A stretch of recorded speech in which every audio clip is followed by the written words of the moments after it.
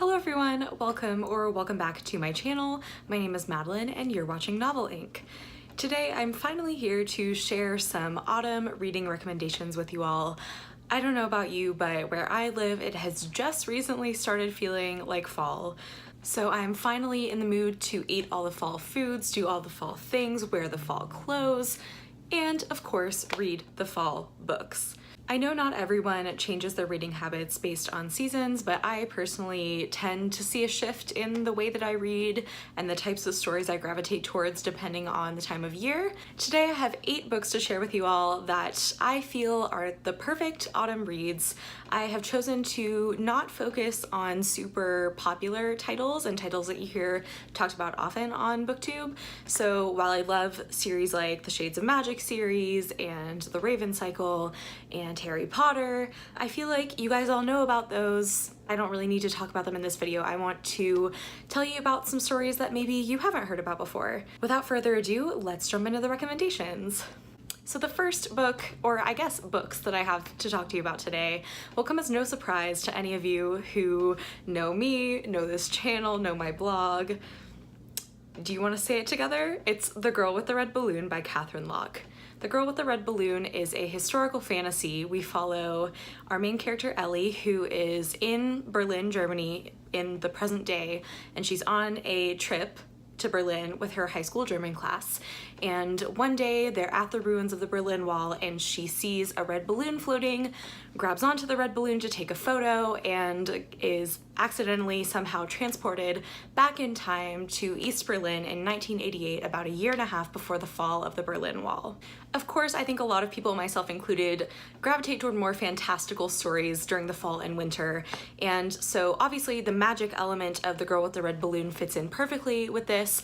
But another reason I think this makes a really good fall read is that it's a very quiet and thought-provoking read in a lot of ways. It raises so many questions around history and morality and the way we paint history. I haven't really stopped thinking about it since I first read it, and that was about a year and a half ago now.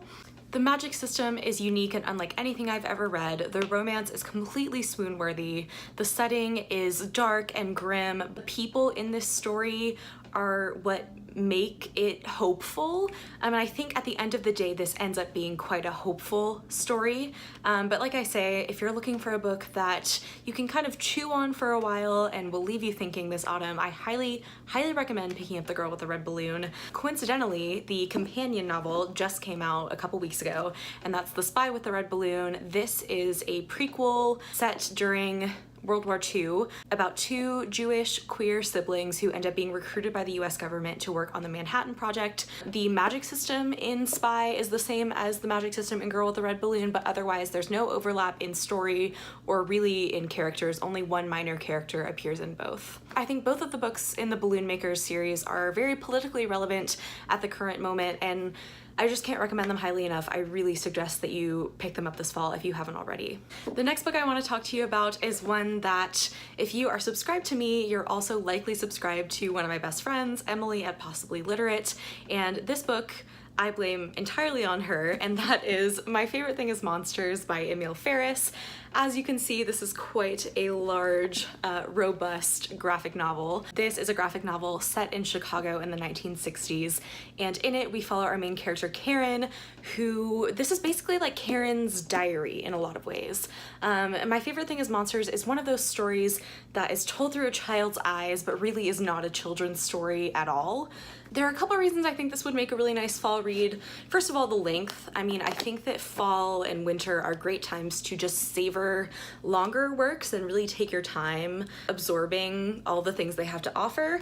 This book just has such an enormous scope, and the art is really beautiful and intricate. It's all these like pen drawings, really unique and beautiful, and it's so detailed that oftentimes you'll have to like turn the page like every single direction to absorb all of the art that's on that page. And also the material is really perfect for October because Karen draws all the people in her life that she loves as monsters. She has a bit of an obsession with like B-rate horror films, but this is really just very Chicago noir 1960s style style. If you have heard Emily talking about this and raving about it, just know that her thoughts are 100% justified. It really is as amazing as she says, and you should absolutely pick it up, especially if you love graphic novels. This is a must read. The next book I want to recommend to you is one that I actually just read about a week ago, and that is Strange Grace by Tessa Groton. This is a relatively recent release as well, and I buddy read this with my friend Owl at Yarn Owl Reads, and we both absolutely loved it. This fits the bill for the perfect spooky October read if you're into spooky books. In Strange Grace, we follow three characters. It's told from three separate perspectives, and the town that these characters live in made a deal with the devil many, many years ago that every 7 years they would sacrifice their best boy to the forest in order for their town to prosper the rest of the time. Strange Grace, something starts going wrong with the bargain, and the forest demands a sacrifice after 3 years instead of the usual 7, so all three of our main characters end up heading into the forest to try and find out what's happening. Strange Grace is witchy, it's dark, and it's romantic. It's so atmospheric, it really sucks you into this setting immediately. One of the characters is a witch, and that is perfect for October. There's also a polyamorous trio.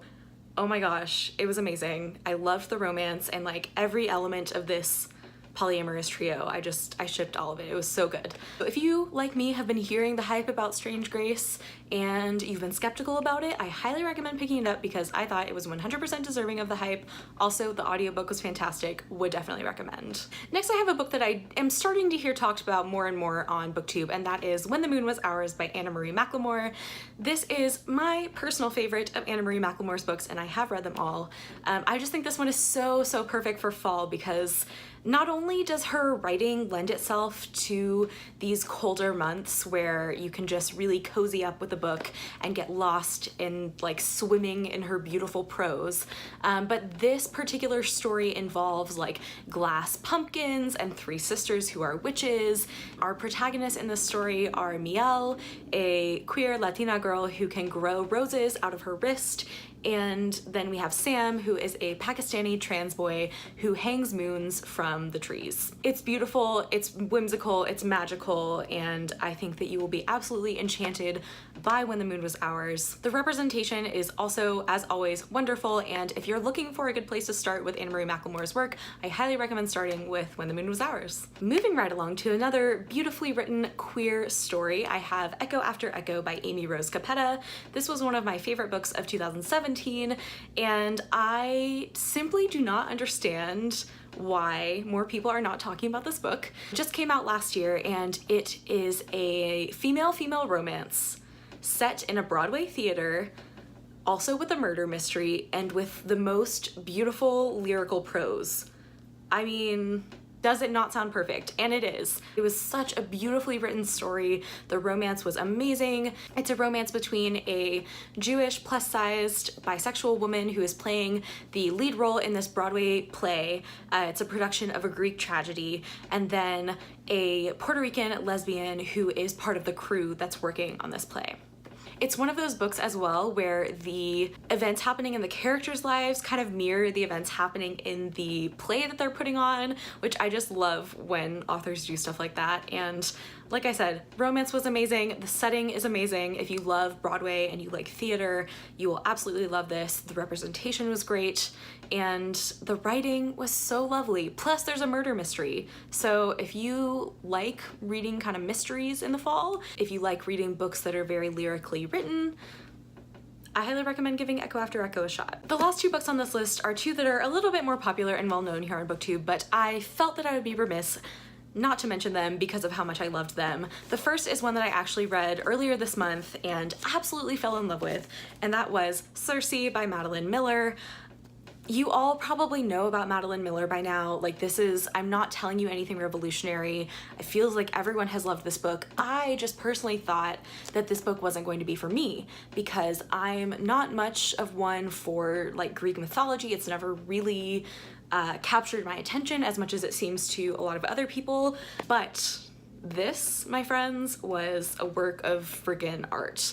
This is a retelling of a bunch of different Greek myths, but from the perspective of the witch Cersei, who famously was exiled to the island of Aiaia. She's the one who in the Odyssey turns Odysseus and his men into pigs. It's a great time.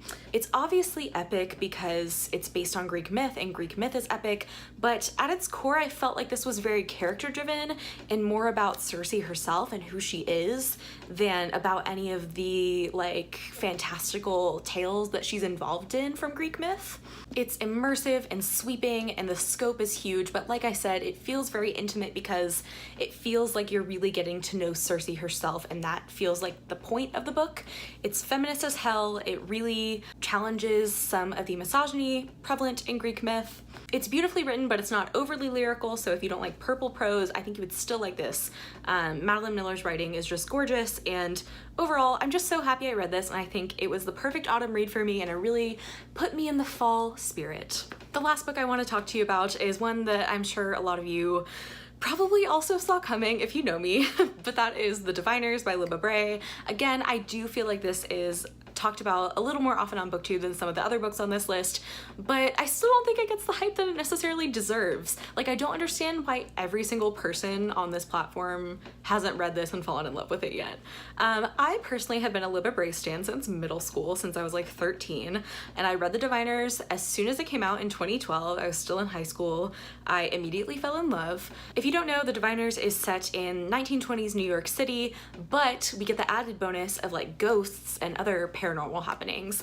We follow a group of teenagers who all are starting to manifest these powers, and we're kind of trying to piece together the larger reason for why their powers are suddenly appearing, what's bringing them all together in New York City, and why are so many paranormal things suddenly happening all at once? You would think being set in the 1920s that this would be very whitewashed, but no, we have a very diverse cast of characters that we follow. We have Black characters, we have queer characters, we have women, we have Jewish characters, we have immigrant characters, we have Chinese characters. It's just such a diverse array of experiences that we get through this large cast of characters, and the social commentary in the Diviner series is so on point all the time.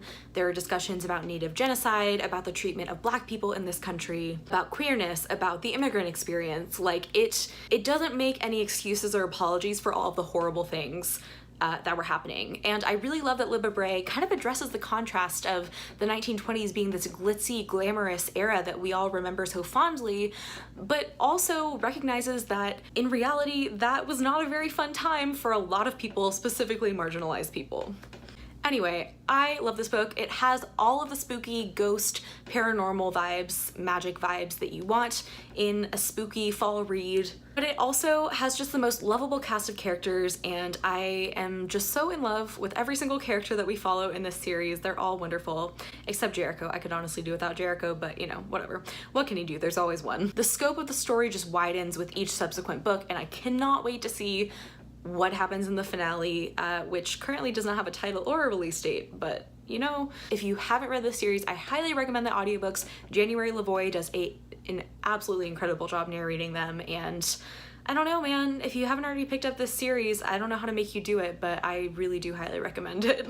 All right, there you have it. That brings us to the end of my autumn reading recommendations. Let me know down below if you have read any of the books I mentioned in this video and your thoughts on them, or if you have any autumn reading recommendations for me. As always, my social media links will be linked down below so we can be friends. Thank you all very much for watching this video, and I'll see you soon in another one.